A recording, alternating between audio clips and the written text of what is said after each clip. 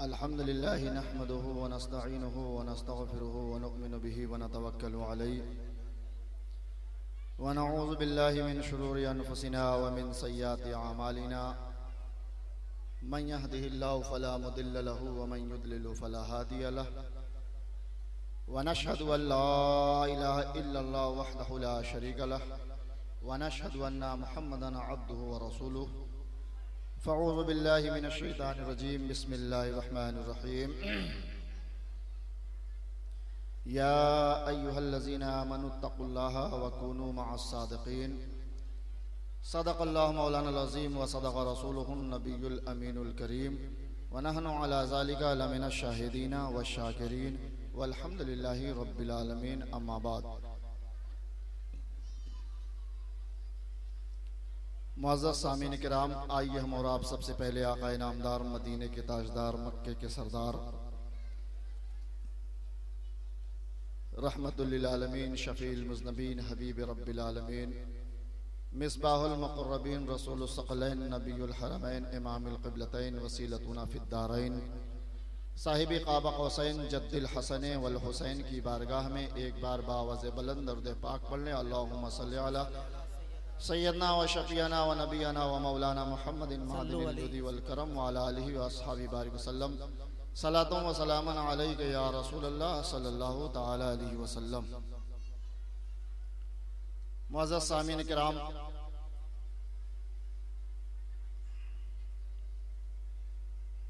हिंदुस्तान के जो हालात है उस एतबार से आज के दिन गुड़ी पोखर में जो जश्न का इनकाद किया गया है, ये बहुत बड़ी बात है।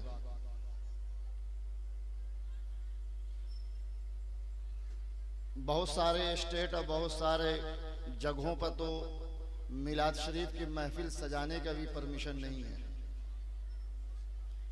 लेकिन काबिल मुबारकबाद है गुड़ी पोखर के कमेटी के नौजवान और मोहल्ले के लोग जो एक अजीम कॉन्फ्रेंस का इन्होंने इनकाद कर दिया।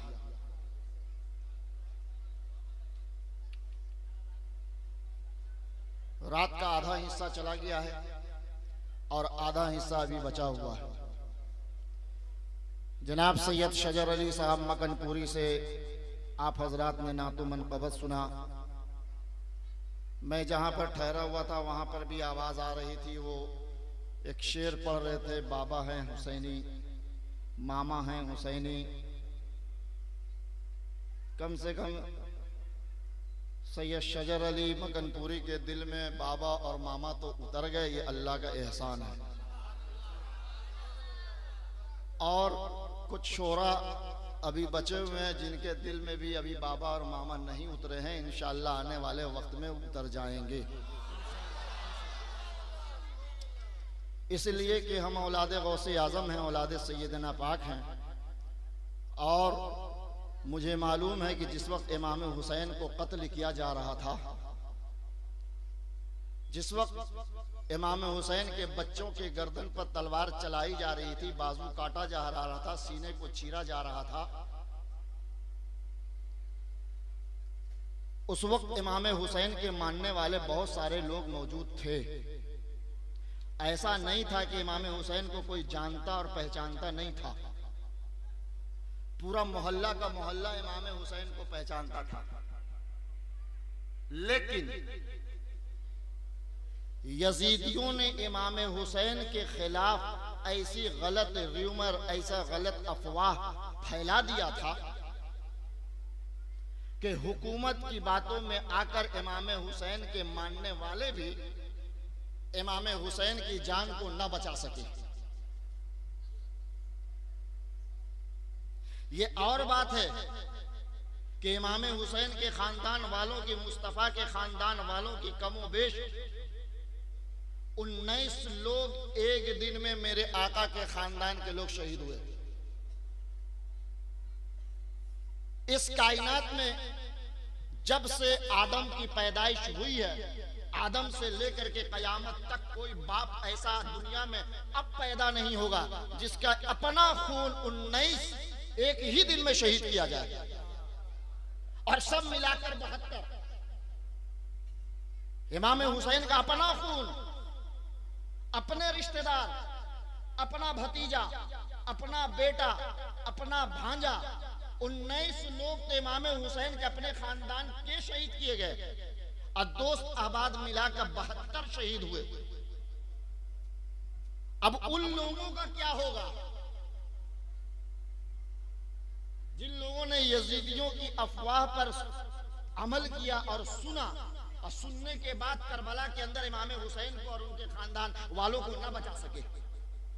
हम उनसे इनकार नहीं कर सकते कि वो उम्मती नहीं है, हम नहीं इनकार कर सकते कि वो मुसलमान नहीं है। वो मुसलमान भी थे, ईमान वाले भी थे, मेरे मुस्तफा का कलमा भी पढ़ते थे, लेकिन उनको सोचना चाहिए था कि इमाम हुसैन अगर गलत भी हैं, इमाम हुसैन अगर गलत भी हैं, इमाम हुसैन नाहक पर भी है, तो भी उन लोगों को बढ़कर इमाम हुसैन की जान को बचाना चाहिए था। इमाम हुसैन के खानदान वालों के बच्चों की जान को बचाना चाहिए था। बाद में फैसला होता कि इमाम हुसैन गलत पर थे कि यजीदी गलत पर था। अब तो जवाब मरने के बाद वो लोग देंगे जो उस जमाने में थे, लेकिन इस जमाने में भी ऐसे लोग हैं। अरे खून कहा जाएगा? अरे यजीदियों का खून तो है इस दौर में भी। जब हुसैनी खून इस दौर में मौजूद है तो यजीदी खून भी इस दौर में है। फर्क यह है कि हम हुसैनी को पहचान रहे, यजीदी खून को नहीं पहचान रहे। वाह वाह। और अब यजीदी खून पहचाना भी नहीं जाएगा, इसलिए कि उसको मालूम है कि करबला के मैदान में हम ताकतवर थे, लेकिन आज हुसैनी ताकतवर है। ऐसा ना हो कि हुसैन का बदला हमसे ले लिया जाए, इसलिए वो छुप कर यजीदियत फैलाएगा, लेकिन हुसैनी के सामने वो नहीं आएगा। और यजीदी कहते हैं किसको है? जो सैयदों की मुखालफत कर जाए, उसी को तो यजीदी कहते हैं। जो सैयदों का सीने के अंदर बुग़्ज़ रखे, उसी का नाम तो यजीदी है। जो सैयदों से हसद करे, जो सैयदों से जले, उसी का नाम तो यजीदी है। इमाम हुसैन से जो जला, उसी का नाम यजीद है। इमाम हुसैन से जो लड़ा, उसी का नाम यजीद है। इमाम हुसैन के खिलाफ जिसने आवाज उठाया, उसी का नाम यजीद है। तो जो उनके खानदान वालों के खिलाफ आवाज उठाएगा, उसी का नाम यजीद है। पहचानना तो बहुत आसान है, पहचान तो बहुत आसान है। अब इस मिंबर पर जितने लोग बैठे हुए हैं, उलमा भी है, शोरा भी है, नकीब भी है, आलिम भी है, खतीब भी है, सब के सब इस स्टेज पर हैं, और आप नीचे बैठे हो। क्यों? शोरा स्टेज पर बैठे, नकीब स्टेज पर बैठे, खतीब स्टेज पर बैठे, मुकर्रिर स्टेज पर बैठे, अब आप नीचे बैठो। फर्क क्या है? फर्क यह है कि इन्होंने नाते रसूल पढ़ने का हुनर सीख लिया, ये नकाबत करने का हुनर सीख लिए, ये नातो मनकबत पढ़ने का हुनर सीख लिए, इसलिए इनको स्टेज पर बिठाला जा रहा है। वरना आप में और इनमें कोई फर्क नहीं है, वरना आप में और इनमें कोई फर्क नहीं है। अब सरकार मिल्लत को स्टेज पर बिठा दो, सरकार मिल्लत को स्टेज पर बिठा दो। एक तरफ सरकार मिल्लत को बिठा दो, एक तरफ हिंदुस्तान के आलिमों को बिठा दो, हिंदुस्तान के नकीबों को बिठा दो, हिंदुस्तान के शोरा को बिठा दो, हिंदुस्तान के मुफ्तियों से बिठा दो, और उन्हीं में से चंद मुफ्तियों को फैसल बना लो, मुंसिफ बना लो, जज बना लो, और कहो कि एक तरफ औलादे गौसे आजम है, एक तरफ औलादे इमाम हुसैन है, एक तरफ औलादे अली है, एक तरफ औलादे सैयदना पाक है, एक तरफ औलादे रसूल है, एक तरफ आलिम है, एक तरफ खतीब है, एक तरफ शोरा है, एक तरफ नकीब है, एक तरफ मुकर्रिर है। आप फैसला कि मर्तबा इनका ज्यादा है या मर्तबा इनका ज्यादा ऊंचा है। उन्हीं का जज, उन्हीं का मुंसिफ, उन्हीं का फैसल यह फैसला करेगा कि औलादे गौसे आदम का मर्तबा ऊंचा है, खानदाने मुस्तफा का मर्तबा ऊंचा है, औलादे अली का मर्तबा ऊंचा है। इसलिए कि आज जो स्टेज पर उलमा शोरा नुकबा बैठे हैं, इन पर एहसान मौला अली का है, इन पर एहसान मौला अली का है। इसलिए ये स्टेज पर बैठे हुए हैं। ये खतीब तो बन सकते हैं लेकिन औलादे रसूल नहीं बन सकते हैं। ये नकीब तो बन सकते हैं, औलादे गौस नहीं बन सकते हैं। ये मुकर्रिर तो बन सकते हैं, औलादे इमाम हुसैन नहीं बन सकते। फर्क को समझो। औलादे गौसे आजम जैसा भी है, जैसा भी है, इमाम अहले सुन्नत आला हज़रत फाज़िल बरेलवी कहते हैं कि अगर तुम्हें कोई कह दे, सिर्फ कह दे कि ये सैयद है, घर से वो है नहीं, अगर तुम्हें कोई कह दे कि ये सैयद है लेकिन है नहीं, तुम पर ताज़ीम वाजिब हो गई।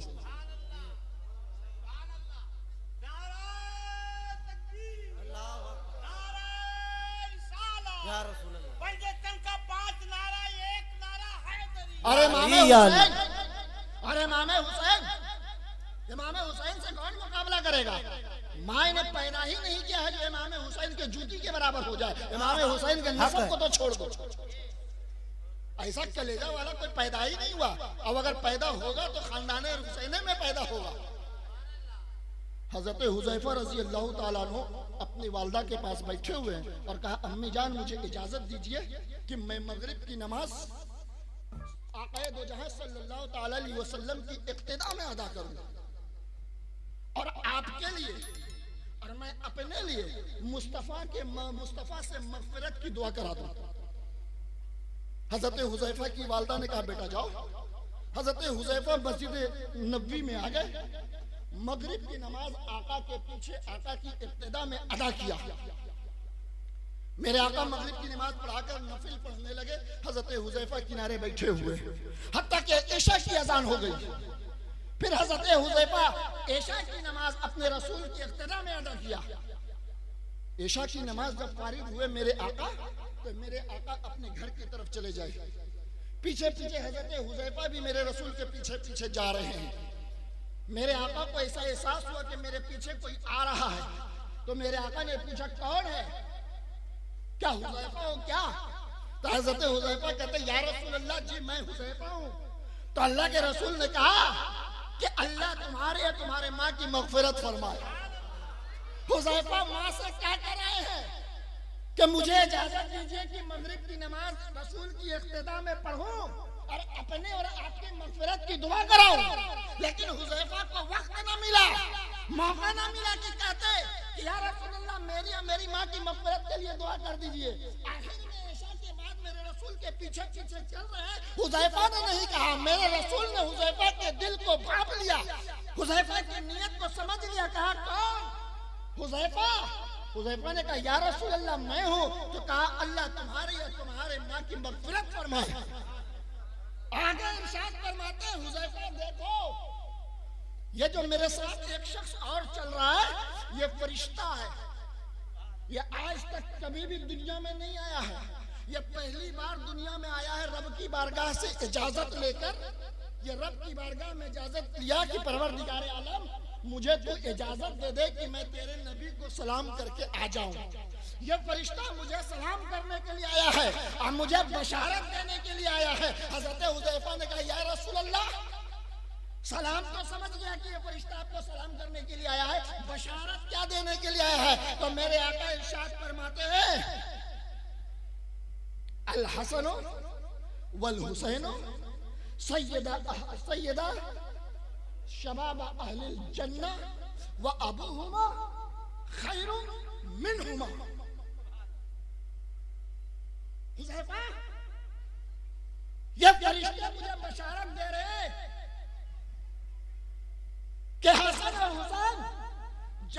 जवानों के सरदार हैं और इनके वालिद इन दोनों से अफजल है।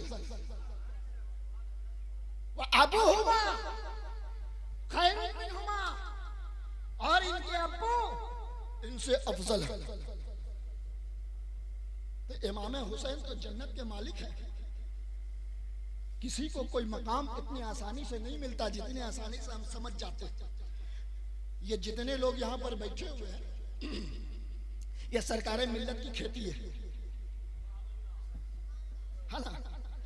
इस जमीन को कह दो सरकार मिल्लत की खेती है, और जितने लोग बैठे हुए ये सब सरकार मिल्लत के पौधा हैं। बोलो गलत कह रहे हैं? अगर गलत है तो हाथ उठा के बोलो कि हम पौधा नहीं है। हाथ उठाकर बोलो हम सरकार मिल्लत के पौधा हैं, हम उन्हीं के लगाए हुए पौधा है। तो जमीन भी सरकार मिल्लत की, खेती भी सरकार मिल्लत की, और ये जो लोग बैठे हुए ये फसल भी सरकार मिल्लत की। अब सरकार मिल्लत का मत बोलो, बोलो हम हुसैनी हैं, इमाम हुसैन के मानने वाले। और जब तक जिस्म के अंदर खून रहेगा इमाम हुसैन ही का हम नारा लगाएंगे। इसलिए कि बख्शिश का जरिया कोई और नहीं नजर आता है। हम अपनी जबान से कह दे कि ये बख्शिश का जरिया है, लेकिन हकीकत में बख्शिश का जरिया तो मौला अली मुश्किल कुशा है। अगर ना होते तो मेरे रसूल ना कहते मन कुंतो मौला अली को मौला हूँ, मैं जिसका मौला हूँ अली उसका मौला है। यानी जिसका मुझको मौला कहना है अली को भी कहना होगा। मेरे रसूल को मालूम था कि मेरा उम्मती एक वक्त में ऐसा दौर आएगा कि रसूल को मानेगा अली को नहीं मानेगा, अली को मानेगा हुसैन को नहीं मानेगा, हुसैन को मानेगा हसन को नहीं मानेगा, और हसन हुसैन को तो मानेगा लेकिन औलादे हसन हुसैन को नहीं मानेगा। तो मेरे रसूल ने ऊपर से नीचे तक बांध दिया और कह दिया हमको अगर मौला कहना है तो अली को भी मौला कहो। और फिर मेरे आका ने कह दिया कि अली को अगर मौला मानोगे तो हुसैन और हसन को जन्नत का सरदार को मानना पड़ेगा। और यहीं तक नहीं छोड़ा, अल्लाह के प्यारे रसूल सल्लल्लाहु अलैहि वसल्लम घर के अंदर दाखिल हुए। आप ऐसे दाखिल हुए कि आपके कांधे मुबारक पर एक चादर काली कमली कांधे पर डली हुई थी। ये चादर जमीन में से लौट रही थी। मेरे आका घर के अंदर दाखिल हुए और बुलाया फातिमा आओ, उस चादर के अंदर डाल दिया। कहा हसन आओ, चादर के अंदर डाल दिया। हुसैन आओ, चादर के अंदर डाल दिया। अली आओ, चादर के अंदर डाल दिया। चारों को छुपा दिया, चारों को चारे काली कमली से ढक दिया। हाथ उठाया, परवरदिगारे आलम ये मेरी अहले बैत है, परवरदिगारे आलम ये मेरी अहले बैत है, मैं इससे मोहब्बत करता हूँ, तू भी इनसे मोहब्बत करना। नारे तकबीर, नारे रिसालत, मसलक आला हजरत। और जो इनसे नफरत करे ऐरत तू भी उनसे नफरत करना। कहां कहां बच के जाओगे? मेरे रसूल ने तो चारों तरफ से बांध दिया। फातिमा को कह दिया हम इससे मोहब्बत करते हैं, रब तू भी कर। हुसैन को कह दिया मैं इससे मोहब्बत करता हूँ, तू भी कर। हसन को कह दिया मैं इससे मोहब्बत करता हूँ, तू भी कर। अली को कह दिया मैं इससे मोहब्बत करता हूँ, तू भी कर। है रब जो इनसे मोहब्बत न करे, जो इनसे मोहब्बत न करे तू भी उससे मत मोहब्बत करना, मैं भी उससे मोहब्बत न करूंगा। यह इमाम हुसैन की देन है कि इस लॉकडाउन के आलम में सरकार के तरफ से फ्री चावल तो लेने के लिए हम लाइन लगा रहे हैं। 1-1.5 साल से रोजी रोटी का कोई अता पता नहीं है, लेकिन इमाम हुसैन की मोहब्बत देखो कि हम एक टाइम भूखा रह जाएंगे, लेकिन इमाम हुसैन का जो 4 मुहर्रम को जश्न होता है वो होकर रहेगा, हम दरमियान में मनाया जाएगा। इसलिए कि ये जान भी हुसैन की है, घर भी हुसैन का है, पूरा खानदान मेरा इमाम हुसैन का। अरे इमाम हुसैन ने अपने औलादों को लुटाया, अपने लिए नहीं। इमाम हुसैन ने अपने खानदान वालों की गर्दन अपने लिए नहीं कटाया मेरे दोस्तों, अपने लिए नहीं कटाया। आज जो इतने लोगों के सीने में जो सच्चा इस्लाम पहुंचा है, जो सच्चा दीन पहुंचा है, इसीलिए इमाम हुसैन ने अपने बच्चों की गर्दन को कटाया। अब मालूम है आपको, इमाम हुसैन को कुछ लोगों ने तो उस जमाने में गलत समझा, लेकिन देखो मैं बार बार बूढ़ी पोखर के लोगों को कहता हूं कि सच्चाई कुछ दिनों के लिए छुप जाती है, दब जाती है, लेकिन खत्म नहीं होती। यजीद के बाद क्या हुआ? पुलिस वाला आएगा, आवाज नहीं। अब पुलिस वाला आएगा तो भागने की जरूरत नहीं है, बोल देना हमें लेके चला जाएगा। हमको मालूम है पीछे से पूरा उड़ीसा आ जाएगा।